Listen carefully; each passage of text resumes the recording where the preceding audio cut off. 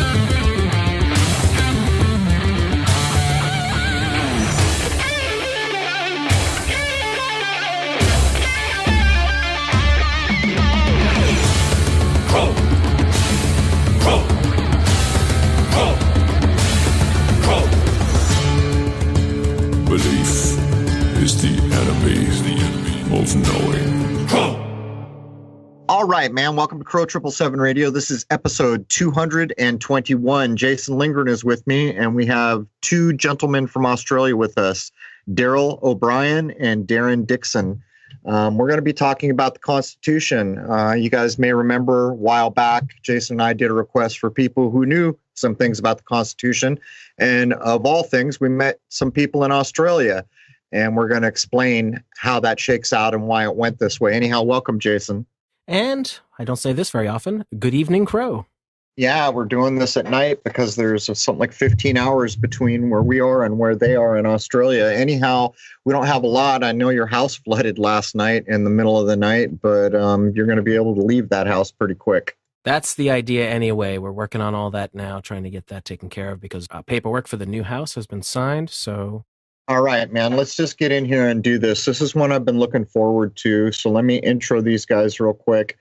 And before I do, I preface, we're going to do some work on the Vatican, which is key and central for anyone who caught the Kissinger episode. You shouldn't be in the dark about what role it plays. Problem is we have to do that in hour two. I'd say about 10 minutes after I put Kissinger up, it started getting flagged. So anyhow, welcome, Darren, and welcome, Daryl. And good morning from Australia. Morning. All right, guys, let's kind of start at the basic beginning here so people understand why we're talking to two guys in Australia about the United States Constitution. I found out from speaking with you that the Australian Constitution was modeled on the American Constitution. So can we start there? Can we just jump in and give a quick outline? Yes, well, the American Constitution did form part of the Australian Constitution as well as the Constitution of the German Empire and the Constitution of Switzerland. Those three constitutions formed part of the Australian Constitution. We took the power that's stemming from the people and included that power which is mentioned in the Switzerland Constitution and the United States Constitution into the Australian Constitution because the supreme, absolute, uncontrollable authority must at all times stem from the people. So the Australian Constitution really brought that into being through two sections of our Constitution, Section 123 and 128, where the parliaments require the people's permission to adjust the Constitution of the Commonwealth in Section 128. And if there's going to be any changes or limits to any particular state, then the people must give the Parliament the approval. So is the general idea that the founding fathers of the United States kind of did a decent job with the Constitution? Yeah, they did, although predominantly at the beginning, the United States Articles of Confederation were more or less to break away from from England and from Britain. But of course, you guys have inherited the habeas corpus, which is one of the fundamental rights of the people to have a representation and voice in the courts, in the Parliament, and essentially influencing the executive. So the US Constitution really expresses those rights and maintains that power that the people must have influencing their legislators, which has slipped away since the corporate structure really stepped in to take over. Let's address that for a second. I'm sorry for interrupting, but this is critical because a lot of people who have been listening to the work we've been doing have been saying things like the Constitution was written, it was insider baseball. The thing that matters is the Declaration. They've been saying all these things, but the truth of the matter is the Constitution was written before we had corporations gone wild in this country. And it was also written, I mean, it's so far ago, people were still saying thee and thou. Totally a different world than the corporate world. That's correct, right? That's correct. But the corporate world was hinted to in the Bill of Rights in England in 1689, 1688. And that's the basic principles of what the corporate world was really about was clearly reflected in that Bill of Rights. And we're now clearly suffering under that. When you read the Bill of Rights, the English Bill of Rights, you can see exactly what this corporate structure is doing to all over the world, to all of us. And we have to be aware of that. And therein lies the devil, which is hidden in that Bill of Rights. The whole structure of that Bill of Rights was to keep away any influence from the Holy See, the Roman Curia, into government for the purpose of stopping that control mechanism that the corporate structure relied on in order to suppress the people and suppress the people's influence in the legislature and in the courts. So, yeah, it's very powerful. When you read that Bill of Rights, you can better understand where we're really at today. And of course, we had the influence of one of the earliest mega corporations, which was the East India Company, correct? Yes. And of course, that's where Australia was essentially settled by the British through that East India Trading Company, which Captain Cook more or less was funded by to get to Australia and to settle it accordingly with the British flag. So let's just cut to the chase real quick. Like right now, in this moment in time, and by the way, I guess we should cover Australia too, because I think something's happened to your Constitution. Here in the United States, the last president gave lip service to the Constitution, said he'd uphold it and defend it to the best of his ability, whatever the hell that means. But the point here is that if that document was strictly adhered to, a lot of the nonsense that's surrounding us would fall away, wouldn't it? Absolutely. It's like Australia as well. Did something happen to your Constitution, by the way? Did they finally take steps to try to bury it? They've been desperately trying to bury it and the basic principles around it pretty much a couple of years after the Federation at 1900.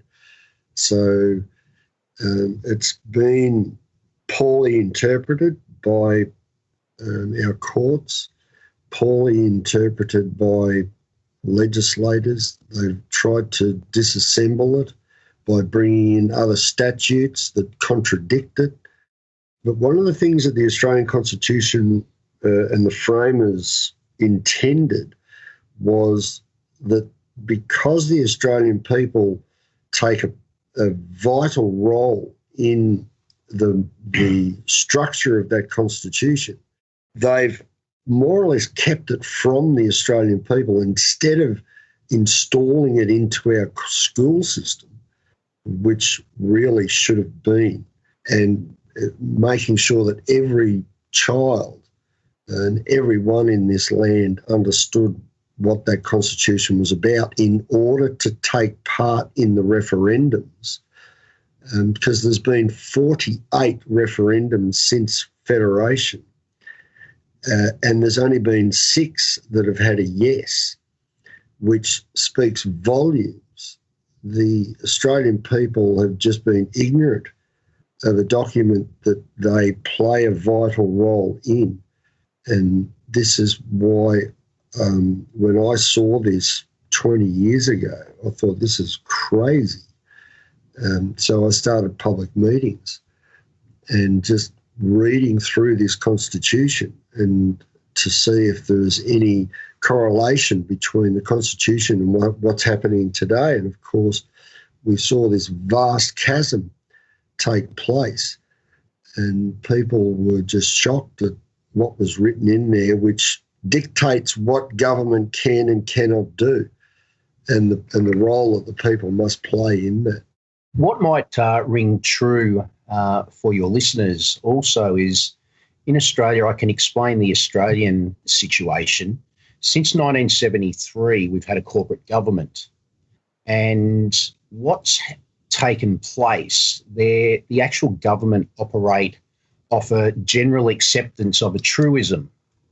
So what's happening is it appears that the political parties have usurped the role of the people in the Constitution. So remove the people, insert the political parties. Now, that hasn't happened on paper, but that's how it appears to be. And what's going on is a lot of the time they will have a referendum and ask the people for a particular change, and the people will say no. And then within 2 to 4 years, what's occurring is they go ahead and do what they asked for and were denied anyway. And what it appears to be is that, the political parties have, all of a sudden, they have actually written themselves into the Constitution, and they're basically, since 1973, with what they did was they removed the Crown of the United Kingdom, and that they removed the power and authority. And since they've removed the power and authority, there has been no power and authority. So they're operating under this Corporate banner. Well, corporate banner, yeah. It's a queen that's on paper and not an actual true sovereign being with any power and authority to delegate to the government. So I do believe there's a similar thing occurring in America, where you have this corporate government that operate under the Constitution, as they call it here in Australia, from time to time. So the times they want to operate under the Constitution, they are. Like, for example, in Australia, when they want to remove a particular politician, they engage the Constitution and they remove that particular politician. But the rest of the time, they operate under their corporate statutes that they've written that actually rise above the stream of the Constitution itself. So you've got these corporate statutes that have been written under the Constitution, but they don't comply with the Constitution. All laws in Australia must be subject to the Constitution here. But we have these laws that are not subject to the Constitution. And when you inquire with the government as to those indiscrepancies, that these laws are not subject to the Constitution, they turn their heads and they use the excuse, well, it is generally accepted that this is happening. So once again, they operate off the general acceptance of a truism that the political parties agree to and not the people themselves. Man, that let me back up. So if I followed that correctly, basically they turned the queen into a straw man or a straw woman, right? That's what you're pointing out there? Exactly. Yeah. Yeah, she actually has no power here that she can actually administer. And the power has been completely usurped by the Australian government, because in 1973, the Labor government actually removed the power of the United Kingdom Crown, and they created this new Queen of Australia that was not operating under the power and authority of the United Kingdom Crown. So what's happening is once again, they want us to generally accept this truism that they have some sort of power that's outside of the Crown. Now, the power and authority in the Constitution, there is but one power, and that is the Crown of the United Kingdom. So they haven't actually created a new power and authority to replace that. They just run off their general acceptance. Well, that's kind of the story of everyone here where I live, right? We're all lost at sea. That implies we're all dead, and yet everyone sitting here listening to this is living and breathing. So it's a similar thing. It's a world of fiction where people are pretending that things that have no existence do. But let me back up one more time here. If I followed the initial part of this conversation, the idea at hand was the Constitution was drafted honestly to protect living men and women from the Holy See. Is that correct? Did I get that right? Essentially, yes. The Australian Constitution was drafted to, first and foremost, bring about laws for the society of people. And we set up a structure of government, which the people had ultimate control over through the Constitution. And all laws that stem from the Constitution were subject to that Constitution. And the check and balance, of course, was always the people. And it relied heavily on the people's knowledge of that Constitution in order to maintain the Parliament's ability to draft statutes stemming from that Constitution. And, of course, this has slowly been whittled away, and here we are today in a bit of a mess. What they're trying to actually hide is that originally, prior to the Constitution being enacted at Federation, there were 6 colonies, and the 6 colonies joined as one sovereign, independent federation under the Crown of the United Kingdom, an indissoluble federation. And what happened in 1973 was they dissolved that federation under the Crown. And that's the problem. They never asked the people by referendum, which they needed to. And we have a clause in our Constitution, it's Clause 2, and it says that the Queen in the Constitution is the Queen within the sovereignty of the United Kingdom and no other. And if you go to the schedule where the oath is to that Queen, it says that only the name of the Queen of the United Kingdom can be changed from time to time. So in other words, each monarch's name from the United Kingdom can be changed. But there is no provision for this Queen of Australia, an alternate queen under an alternate power. So what they've done, as we were stating before, there's been a couple of pieces of legislation that they've enacted. One's called the Australia Act, and one's called the Royal Styles and Titles Act. And these 2 acts actually rise above the Constitution and essentially yielding the power and authority, which is just a corporate authority, once again, that's a general acceptance by the political parties. So you have this de facto government going on where they're hoping. It's like McDonald's, okay? I'll put it to you like this.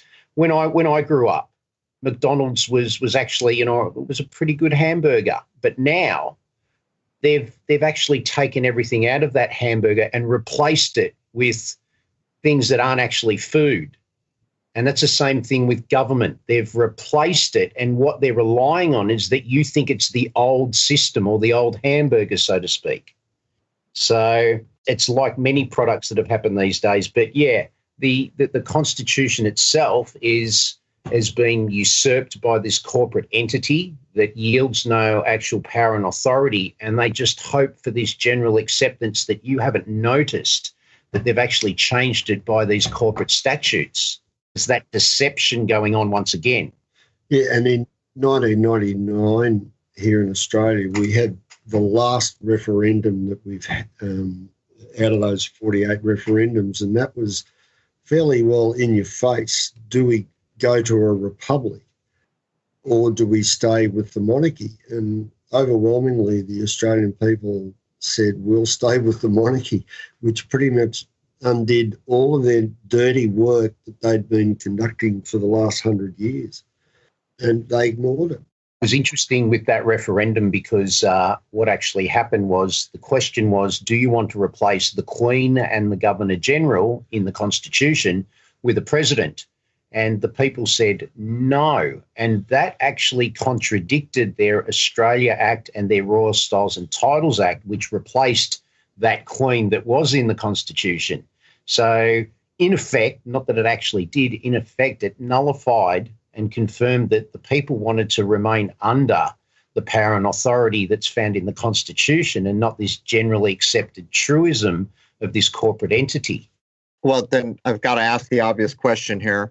I'm guessing you're not the only two guys in Australia who have a clue. People must have tried to take this to court or take what I'll call a meaningful measure to push back. And has that been done? And if so, what was the outcome? I mean, are your courts stacked or what's going on there?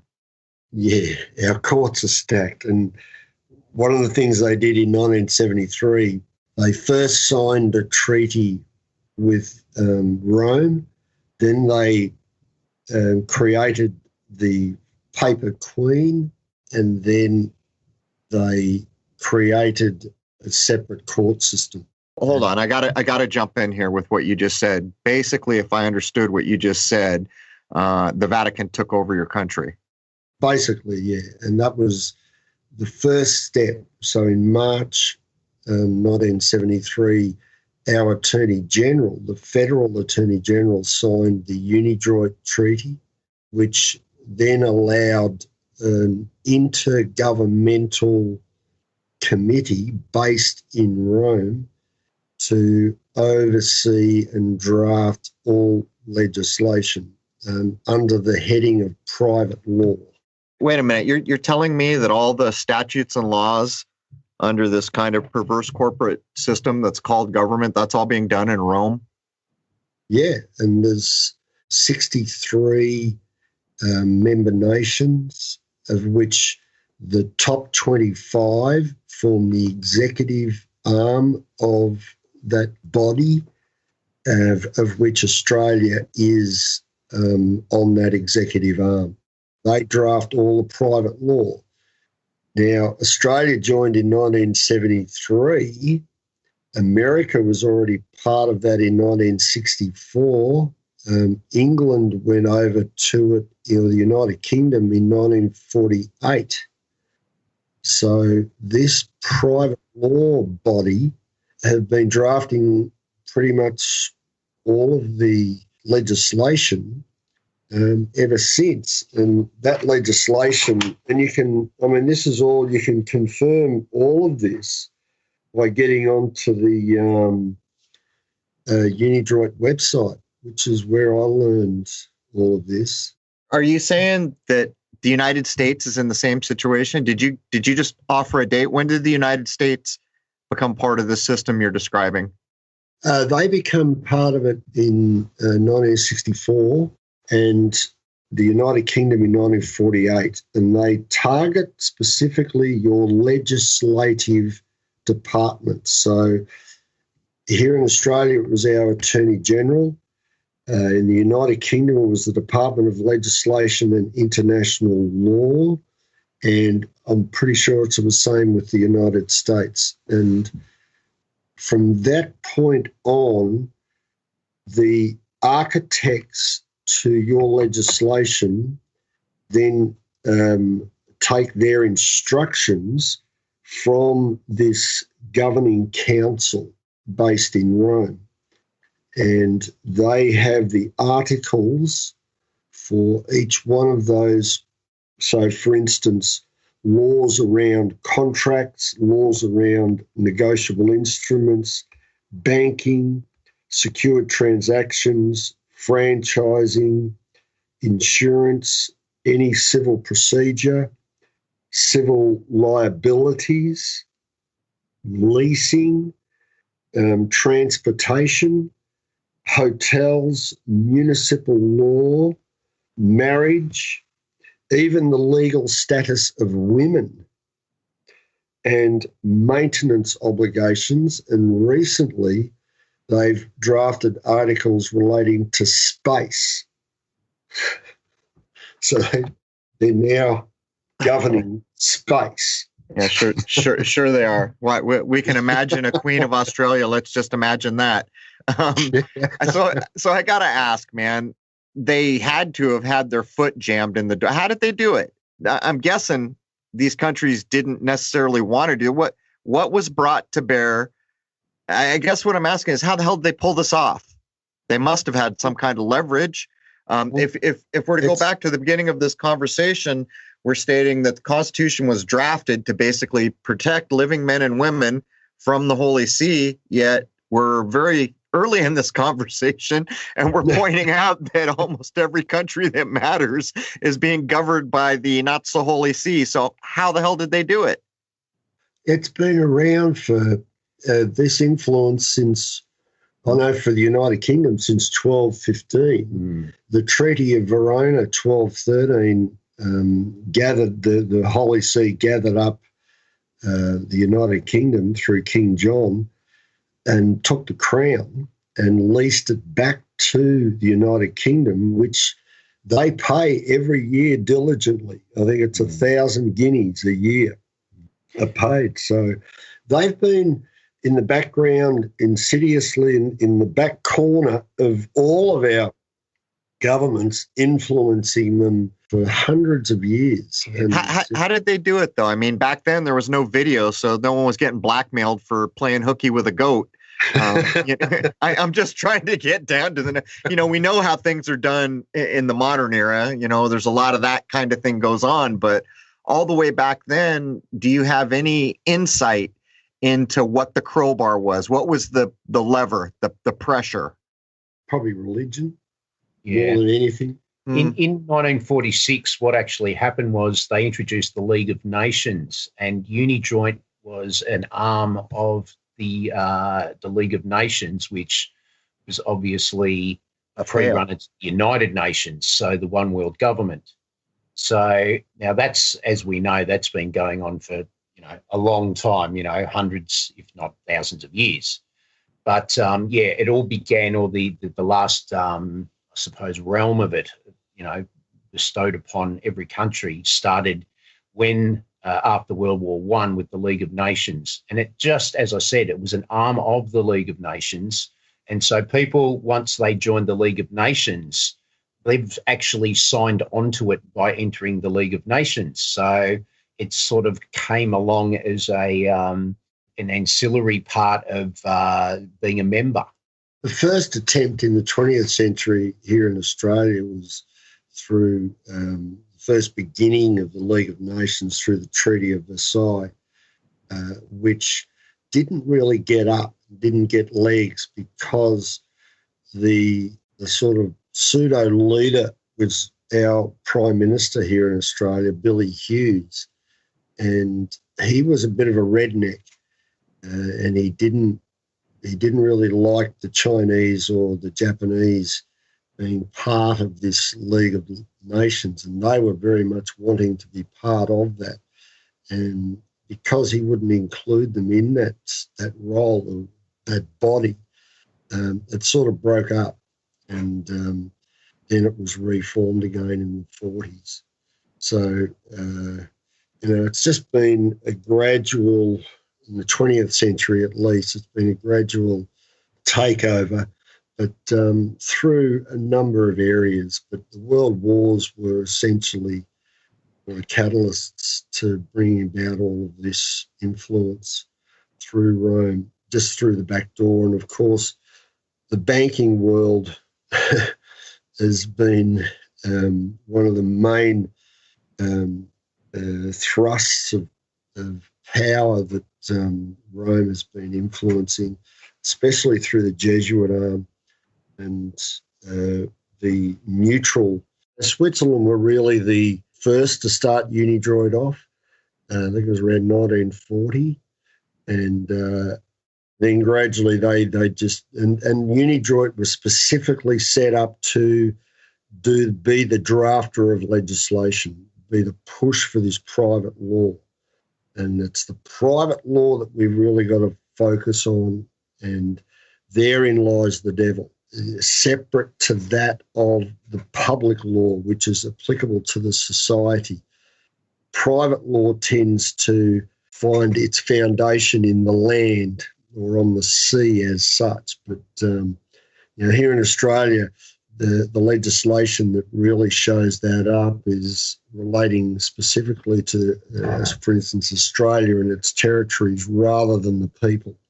And of course, all of this stems back in English law through the Cestui Que Vie Acts, which the first of which was under King Henry VIII, and then in 1666 under William and Mary of Orange, and 1707, Queen Anne. There's been a few others since, but the Cestui Que Vies bring in the dead entities, the true straw man entities, which we've been all pretty much labelled with. So it's been a gradual takeover over many hundreds of years. Lost at sea philosophy. Yeah, the lost at sea philosophy. Yeah, it's so laughable, that we're even having this conversation. Before we go any further with that, though, there's stuff that gets called patriot mythology. Are we blatantly saying at this point that there is legitimacy to all of this straw man identity information? Maybe not every single detail of it, but we are confident saying that that is correct. Is that true? Yeah, they just gave you the date.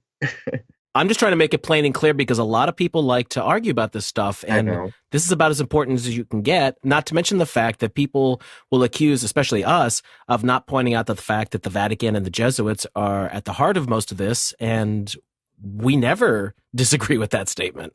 Yeah, this is legislation. It's written in law. We just work off what the law tells us. And it's black and white. It has been there insidiously in the background for hundreds of years. And you only have to look at the legislation to see how they killed us all off at birth. And they've created this capitis demonitio maxima, capitis demonitio minima, and capitis demonitio media. These three levels of corporate identity, and you see that today in the way that the name is laid down on paper. So it's the combination of uppercase and lowercase, and capitis demonitio maxima is the ultimate Roman slave, which is the all capitals name, and it's all there. It's in Black's Law Dictionary is another great source for that. As I'm logically putting all this together, I'm starting, like Jason and I have covered the last time anyone declared war. The United States likes to go bully people around and have a lot of wars. Last time they declared war was pre-64. Now I'm beginning to put one and one together. Is that because the corporation can't declare war? We got to start thinking in these ways, don't we? Yeah, in fact, they use the military codes. The Lieber Code is probably one of their foremost military codes, that they use in order to take over governments. They move in by stealth. There's actual articles in your Lever Code, 1863, that allow them to conduct this war in the background and take over countries in the background. Oh, come on, Daryl. It's not a war. It's a peacekeeping exercise. That's it's right. not a war. It's good for the elephants, though, right? As long as it's good for the elephants. Oh, yeah. Sad but true, and Finish your thought. take that on board, or we just push it aside and say, no, hang on, we're the de jure people, and this is the separation. There's a phrase that I've been promoting for years, and it's de jure solemn et naturale, which in English is you are answerable to the Creator, separate from the Holy See. So de jure solemn et naturale. Where are you drawing this idea from? Oh, it's Latin. Is it codified somewhere? That's what I'm getting at. I recognize the Latin, yes, but it is codified. Unfortunately, when you do the sort of Google search, you've really got to dig deep to find the true meaning, because the Holy See doesn't like being separated from as such. But it is there. It took many searches for me many years ago to find that phrase, but I did find it. yeah, good luck finding it now. Many years ago, search engines work much differently. But Jason, while we've still got some time left, why don't you lead us in? Because, anyone who wants to argue about the straw man, I'm not going to bother. I haven't been bothering. It's not really an arguable point to me, but you just heard the date from two other guys who were living in a country facing some semblance of what we are. So why don't you address the idea of the upgraded Constitution, because a lot of people have a lot to say about this all the time. Yep, that they do. So let's just take a look at the dates here. So the Constitution for the United States was signed on September 17th, 1787, wasn't actually ratified until June 21st, 1788. Before that, the United States, even though they won the Revolutionary War, was acting under the Articles of Confederation, which of course are a bit different, although similar principles to be sure. From there, we had, maybe about 100 years under that before what exactly started happening, because it seems that around the year 1871, we had a changeover to a more corporate structure with the actual entirety of what the United States is. So before they reply, let's just be clear. We had this Constitution that came along in the beginning, and the supposition here is that it was updated or changed, or some people even say swapped. Yeah, well, it seems that the preamble to the US Constitution that I'm aware of was on the 29th of March, 1867. It allowed the people to form that perfect union and establish justice and ensure domestic tranquility and provide for common defence and promote general welfare. So you had it, and this is what's actually written into the Australian annotation to our Constitution. So the annotation being what our framers presented to the general public 10 years leading up to our federation. And this is what they've reported into that annotation relating to the United States Constitution, citing the Declaration of Independence, the Articles of Confederation. And they've got it down as the 29th of March, 1867. So what are you pointing out about the preamble? That the preamble was changed, or I didn't quite catch that. What were you pointing out about the preamble?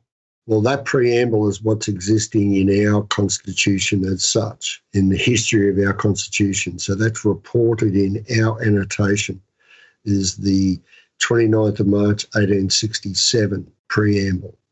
So Does that marry up to what you guys are aware of? Or? Well, I'll tell you what, as you said it, I was in my head, I was completing your sentences, but I'm no constitutional expert. And like most Americans, I was duped in my younger years. So without Schoolhouse Rock, I probably wouldn't have even remembered the preamble, although lately I have been reading it, but I see what you're getting at.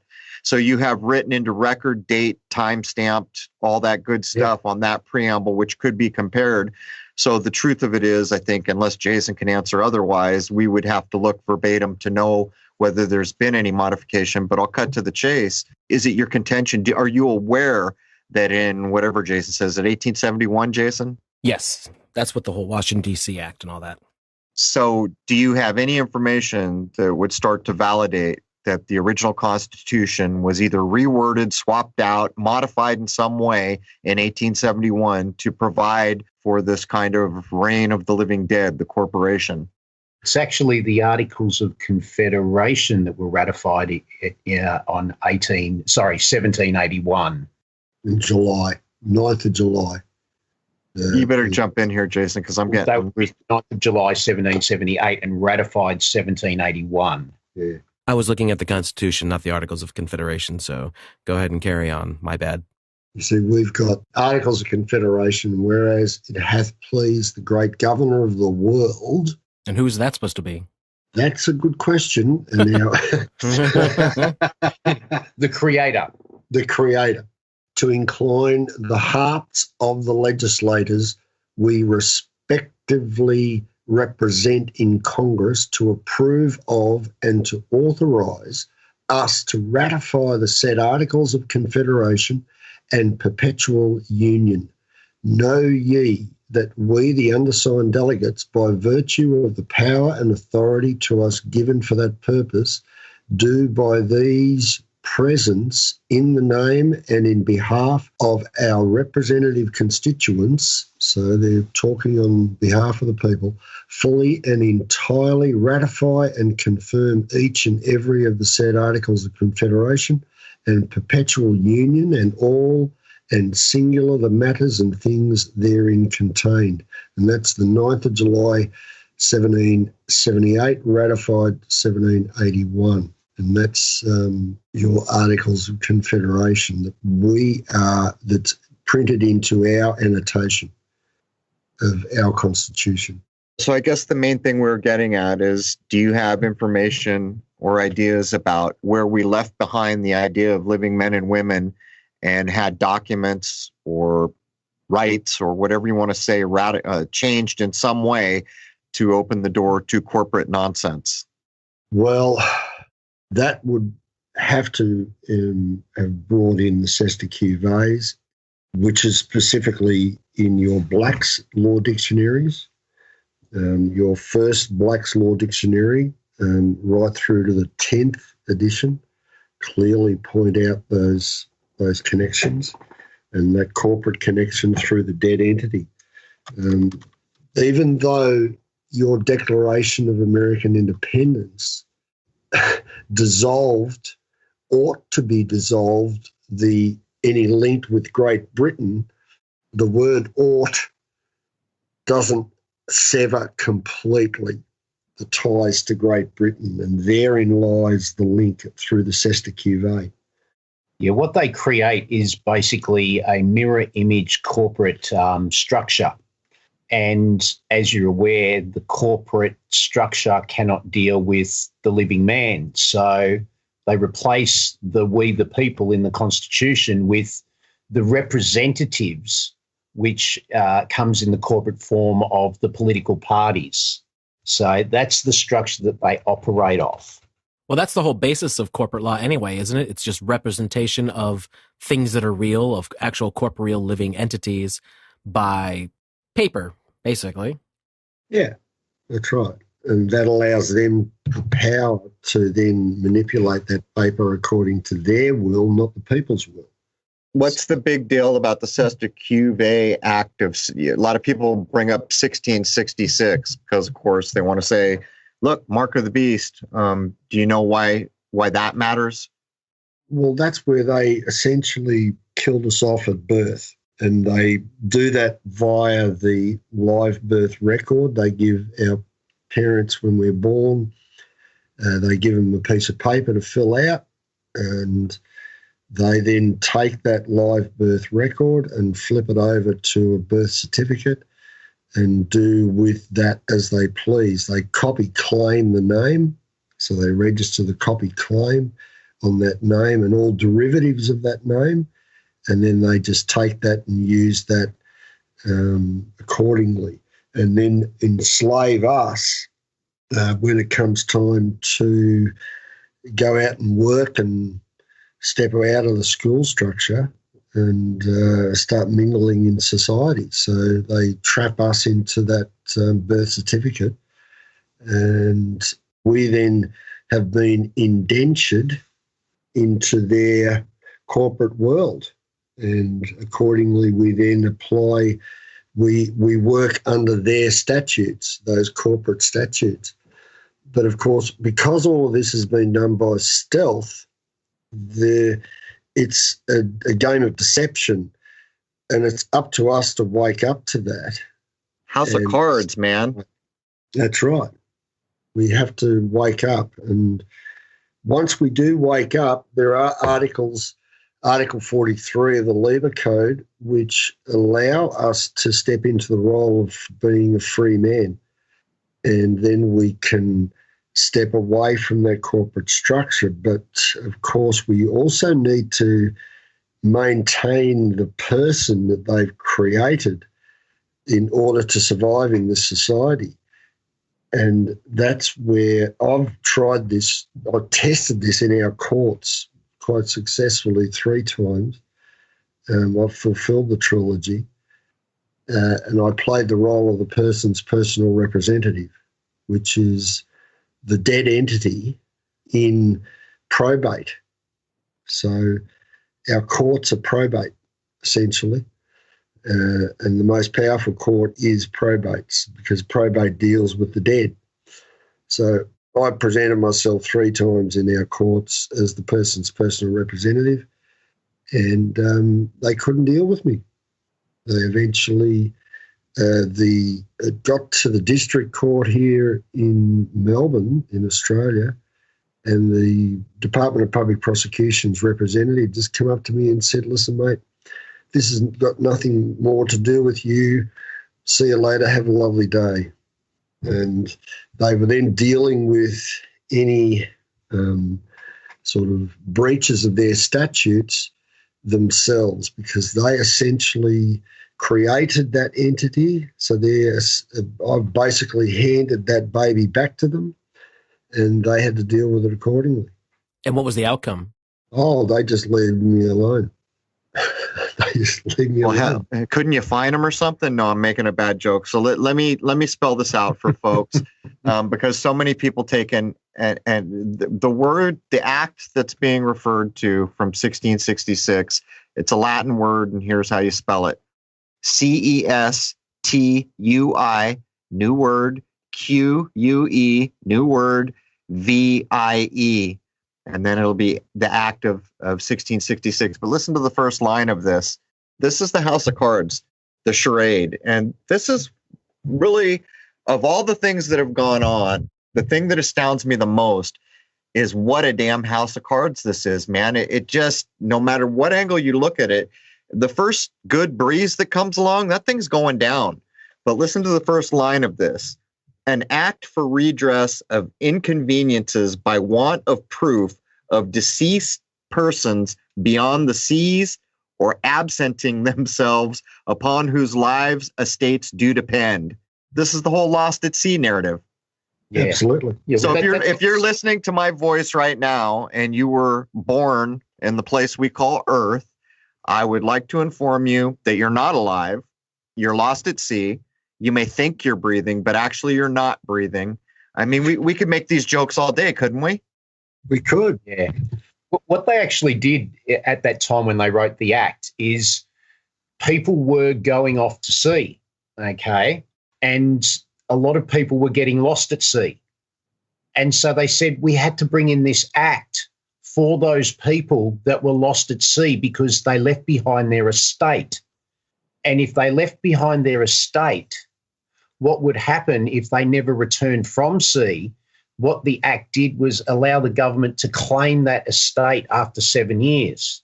So, but what they actually, in actual fact, did was they killed everyone off on paper and then collected everyone's estates after 7 years. So basically, I mean, if I'm trying my best to follow this thread, so you get a birth certificate the day you're born. By the time you're age 7, it's a done deal. Is that part of what you're pointing out? Not completely. No, you have a chance of redress at any time, and this is where the military codes come in, because essentially we've been at war for this whole time, and we're still at war, and you're in a war zone because there's a zip code or a postcode, as we have here in Australia, and the monies that's distributed out of the banks is not money, it's a promise to pay. It's a military scrip. So we're just all in a war zone, and as such, the articles of the Labour Code apply, and you've got that exit. You can break away from all of that and take up the role of a free man, and the perpetrators have to leave you alone. They have to honour the fact that you've woken up and allow you free passage. We really just have to, rather than turn around and attack our oppressors, we just have to forgive them and move on. Too many people want to turn around and attack them and take what they believe is theirs, and that's not correct. It's been the property of our oppressor since the live birth record was handed up by our parents. So, far too many people think that it belongs to them. It doesn't. It doesn't. We just have to lick our wounds and move on. Well, I would point out, if every culture that I've ever studied, there's an idea of right matters. There's an idea of karma. There's an idea of the Akashic record. I'm guessing if you create a big enough bag of manure, you're probably going to end up paying for it at some point in your life. But that does bring us to the top of the hour. What we're going to do here is we're going to take a 5-minute break, gentlemen, and we're going to come back. We'll be in hour 2. The great thing about hour 2 is the air is much more breathable in hour 2 because we can say anything we want. There was all these important ideas we had to step around. And it's a bit ironic considering some of these ideas that we're laying down are among the most important ideas that could be shared with another human mind. Jason, last shot. You want to get anything into hour 1 of 221? Let's talk about in hour 2 what's being done currently around the world and how that might or might not be trampling on rights. And that's definitely something we wouldn't be able to cover for hour 1 without feeling the cold black hand of censorship around our throat. Oh, the irony of living in a world where entertainment has carried the day. When I was old enough to be paying attention, I was listening to the King Biscuit Flower Hour, who informed me that the Pope smokes dope and he likes to smoke his grass at the evening mass.